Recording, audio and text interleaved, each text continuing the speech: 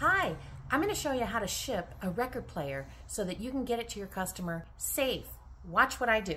First, take off the weight. Second, take off the stylus. So those two items, and make sure you tie this down. I've tied it down and I've packed these two items. Next, we're going to pack the inside. Okay, I packed it full of paper and then I used some stretch wrap to put around it to make it very secure. Next, these two weights, I think that they're too heavy to go inside, so I'm going to attach those at the end. Next, I have to bubble wrap this.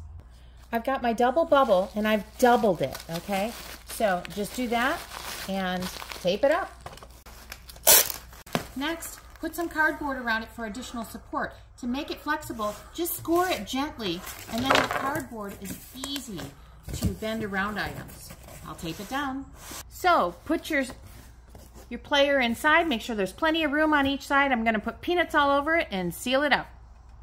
Okay, I've got it all taped up. The box is in great shape, plenty of peanuts, and it's ready to go. Thanks for watching, and a great way to ship your record players.